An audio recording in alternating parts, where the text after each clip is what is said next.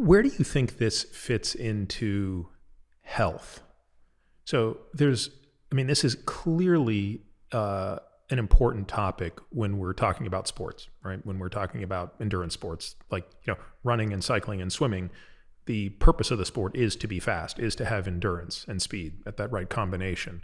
Many of the people listening to this podcast are no longer competing. You're still competing, but most people aren't. I don't compete at anything anymore. But I hate the term, but quote unquote cardio exercise or endurance-based exercise, we would still agree is still an important pillar of health. So how do you think about that? And more importantly, how do you think about what you've studied applying to health? And one of the things I want to talk about, because it's so interesting, of course, is at some point, does exercise become counterproductive? And maybe even what are the benefits specifically? For example, energetics, efficiency with metabolism, and how that can fight disease. So in any way you want to start that discussion, like how do you start to think about it, both scientifically and even personally? Yeah, so that's a big bite to chew on. You've mapped out the next 3 hours of our conversation. Yes. So one thing I would say is, look, I don't want to oversell it and say you must understand, your absolute limits in order to be healthy. But I do think in terms of, if we think about the barriers to exercise, the barriers to being physically active, I think for a lot of people, if you interpret the distress signals you feel when you start exercising as signs that your body is reaching its limit, that's a very distressing thing. If you're like, I'm going to start an exercise program, I'm going to start brisk walking, I'm going to start running, and you feel you're panting, you're out of breath, your legs are burning, you're like, I'm going to die, and you stop. And so I think understanding that it's not so much about how to change your limits, but understanding what those limits represent, understanding that they are not signs that you're going to die. This is just information. And because I would say, and I haven't thought this through, maybe it's not true, but I would say off the top of my head, any meaningful form of exercise that's going to do you substantial amounts of good is going to involve dealing with discomfort in one form or another. And if you can get to a place where you understand that the feelings of discomfort are not signs that something is going wrong with your body, but they are just information. They are telling you where you are on the road to reaching your limits. And you don't have to go to your limits, but you also don't have to stop. You're allowed to just interpret that as information and say, okay, understood. I'm out of breath, but I can keep going. So I think, to me at least, that's a useful insight to take from this. Now, we can get deeper then into, you've raised some very interesting and controversial questions about, how much exercise is good. What kind of exercise do we need to do? I don't know where you want to start with that. Well, because we don't have 3 hours, although when we meet in person and share a meal, we certainly will take those 3 hours. But let's start with two opposing points of view with respect to exercise. So one point of view says the exercise longevity curve is J-shaped. So at the far end of the spectrum, no exercise is a really bad thing for mortality. As you increase exercise, mortality improves, and then it kind of gets to your best all-cause mortality. And if you continue to increase exercising beyond a certain volume, this is generally discussed in volume of exercise, you actually see a little uptick in mortality, suggesting that once you go beyond a certain point, again, I want to stress this is in volume of exercise, you don't get any more benefit and you may actually have more harm. And a lot of times this is harm that comes in the form of cardiac dysrhythmia. It could be even atherosclerosis through endothelial damage, fibrosis, things like that. There's another body of literature that says, no, it's more or less a monotonically improving curve. And again, we all agree that at one end of the spectrum, having really poor cardiovascular fitness, again, we could measure this in VO2 max or something like that. As that improves and you get fitter and fitter and fitter and fitter, all-cause mortality goes lower and lower and lower, and there is no J to that curve. How do you think about reconciling those? And I want to point out at the outset, this is a discussion that only really impacts like 1% of the population, because 99% of the population are on the side of the curve where they could always benefit from exercising more. But, you, for example, might be one of those people who's in the 1% where, I don't know, what's your weekly mileage right now? I fortunately, it's only probably about 20 miles. So Okay. so even James O'Keefe would give me a pass. Yeah. So walk me through how you think about that, because I have to be honest with you. I've seen examples of, those athletes who go a little bit too far, who probably have a genetic susceptibility to dysrhythmia, and then they go on and get these dysrhythmias. But at the same time, they're few and far in between. So I'm still a bit on the fence about this one. Again, just purely from an intellectual standpoint, I don't think it applies to me anymore. It probably did at some point. So it's a good question, and it's an important one. And there's a few things I want to say. First, I'm a runner, right? So take what I say, understand where I'm coming from. I'm also a human. Like, I don't want to die. So I try to look at this data as dispassionately as possible. So, but I obviously my knee-jerk reaction is like, let's find holes in this data that suggest running is bad. So I get that on the table. Second, there's no doubt that there is a reverse J curve. If you try to run 20 hours a day, it's not going to be good for you. So like nothing is good for you if you push it far enough. So the real question is, where do the extremes, or where does the uptick happen? Third thing I want to say is the data on this showing that, you do a little bit, you get some benefits, and the more you do, it gets worse and worse.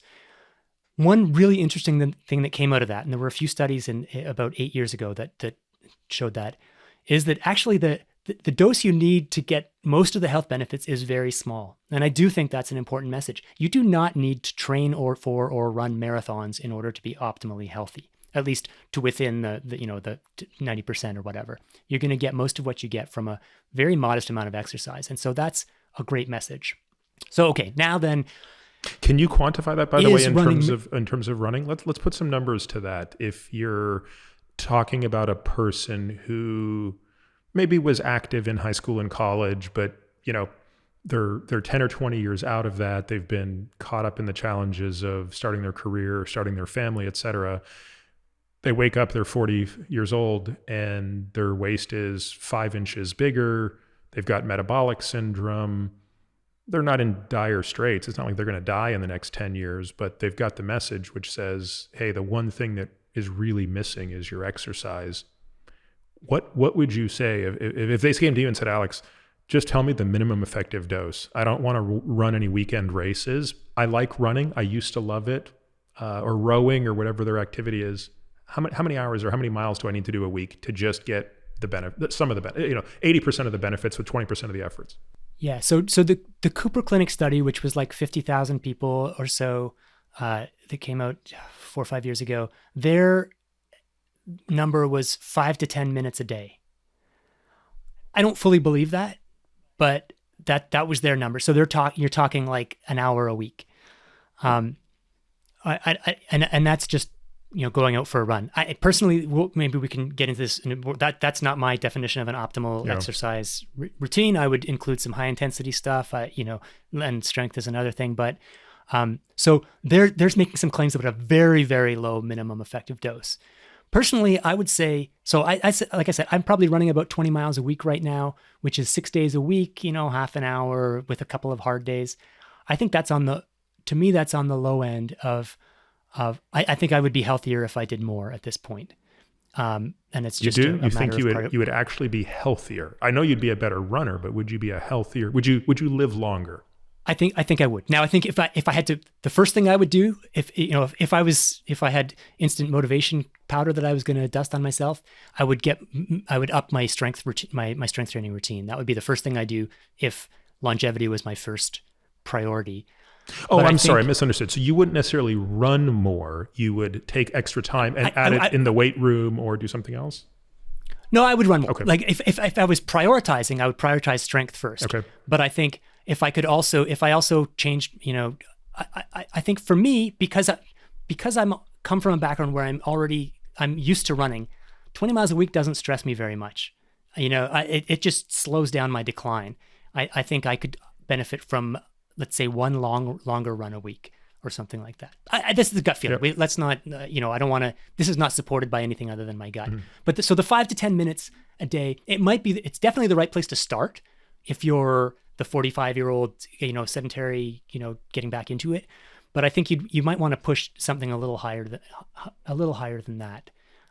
Or certainly if you're doing 60 minutes a week, I wouldn't do it in 5 to 10 minute chunks. I would do some 20-minute chunks or whatever. And what do we know about injury prevention in that person? That probably they're going to get injured because they're going to find that they're, no matter how metabolically unfit they are, they're probably going to find that they gain metabolic fitness more quickly than they gain, tendon stiffness and muscle strength and things like that. So in a sense, that's even more reason to sort of take that guideline seriously. I'm talking about running, which, because I love, you're less likely to get injured if you go cycling or something like that. That's obviously, there's other ways of mitigating the injury thing. But yeah, but let me just cast some doubt on the J-shaped thing. There were two main studies on which this whole J curve hypothesis was founded. One was the Copenhagen study, and one was the Cooper Clinic study. The Copenhagen study, initially it came out saying running is great and more running is better, and then they reanalyzed it with a new co-author, and they concluded that running too much or too fast was bad. That was based on there were 2 deaths in the group that ran too fast. Like, this is not the confidence interval was essentially infinite. Like, but there's a more serious problem, and it's one that affects the Cooper Clinic data too, which is that when you have a big study of 50,000 people who were just randomly selected, they're not all the same. They all have different characteristics. So you have to find some way of adjusting for various characteristics. And without going too far down the rabbit hole, basically, they statistically adjusted, initially at least, for things like cholesterol levels, weight, blood sugar levels, blood pressure, because you want to, it's meaningless if you compare, like, we had this, the non-runners died sooner than the runners, but they were also 20 pounds heavier and had all these other risk factors. So you want to equalize it. But there's a problem that if you equalize it, you're essentially saying, well, what are the health benefits of exercise if you don't do any exercise? Because the health benefits of exercise are precisely in helping you regulate things like blood pressure and blood sugar, and controversially, but I would say weight also. So essentially, to me, that was statistical misconduct. Like that. So you're saying if you take the people who exercise and you basically penalize them for having lower weight, better lipids, better blood sugar, better blood pressure. So you bring them in line so that they're just as overweight and just have all the other risk factors. Then you see this J curve. Now, when they actually published the data in a peer-reviewed journal 2 years after it was presented, they'd eliminated that statistical method, and the J curve had disappeared. You no longer saw the J curve. Now, I don't want to just dismiss and say, well, therefore there's nothing to see. I'm just saying that if we're talking about where the curve happens, if you do that kind of statistical adjustment, which is the equivalent of saying, like, I want to know whether smoking causes cancer, but I can't compare the smokers and non-smokers because the smokers have more lung cancer. So let's artificially equalize it and pretend that the smokers just have just as much cancer. That you can't, basically in statistical terms, you can't adjust for a variable, a mediating variable, a variable that's affected by the thing you're trying to measure.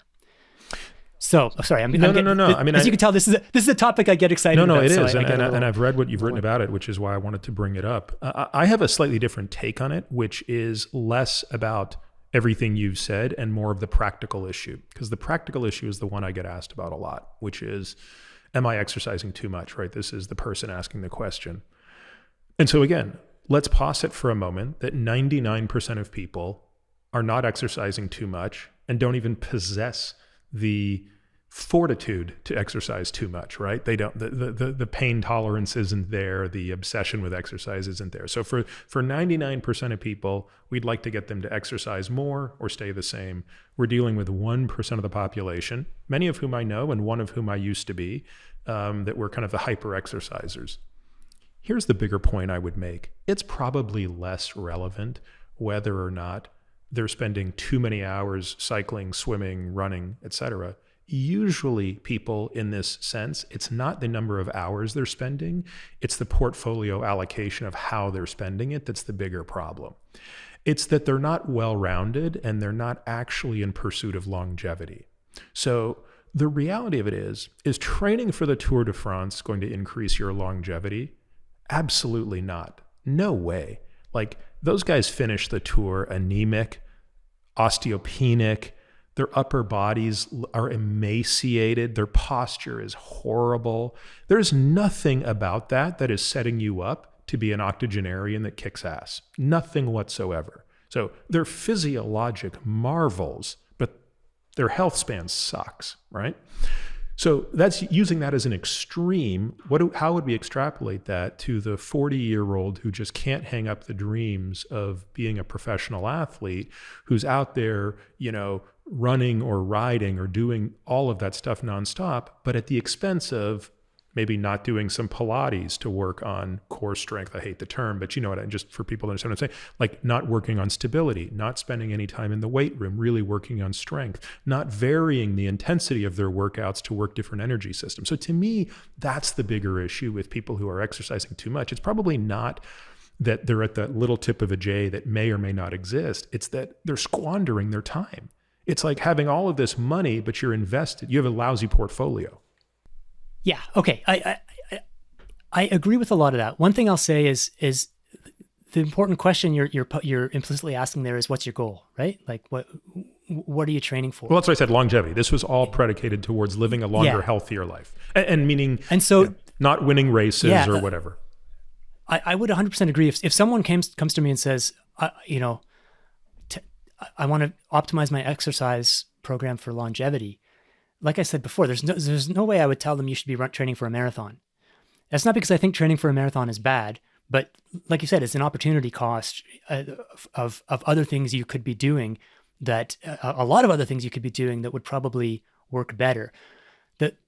So I think it's really important to disabuse people of the notion that in order to optimize your health, you should run a marathon. But where I bridle with this sort of the media coverage of that stream of research is that's different from saying that people who are training for a marathon because they want to run a marathon or because they want to run a marathon as fast as possible should stop because that's bad. So it's like of the category of people who have unhealthy behaviors who we should intervene to save them from themselves, it's like people who are training for a marathon, to me, are not even close to being in the same category as people like me who are sitting at a desk for 8 hours a day or whatever the case may be. So it's like there's a difference between optimizing and avoiding like serious problems. And the one other thing I should acknowledge is, and you alluded to it, is there are other potential issues with lots of endurance training, and arrhythmias is one of them. And there's better evidence that that's a real thing. So, like there may be a price, there may be downsides to training really hard. On balance, overall, I would say I don't lie awake at night worrying about people who are running 50 miles a week. Yeah, you're right. You should worry far more about people who are eating poorly, smoking, who are stressed out of their minds and don't have coping mechanisms for them. Yeah, there's not many people that you should be worrying about more or less rather. Yeah. And if I think of the people I know who let's say run the equivalent of 50 miles a week or more, I can't think of any of them who would say, I'm doing this because I think this is what I need in order to optimize my health span or lifespan. They obviously hope it's healthy, but I think if you're training for a marathon, most of them are doing it for competition. Or not, self-competition in a way. And it sort of reminds me of some, you discussed this a little bit, I think, in your conversation with James O'Keefe, the sort of what's great about tennis and badminton and volleyball or whatever. What's the social element of it? And I think, sure, on average, running is a solitary sport. But for me, it's my primary social outlet. It's where I meet my friends. It's where I, get together and catch up on the week on an easy run. So it's like, I think that's true for a lot of people who, once you get into that 50 miles a week, not for everyone, but for a lot of people, It's a social outlet. It's pleasurable. It's a stress reliever. So it goes beyond the if you take that away, I'm not sure it nets out as positive.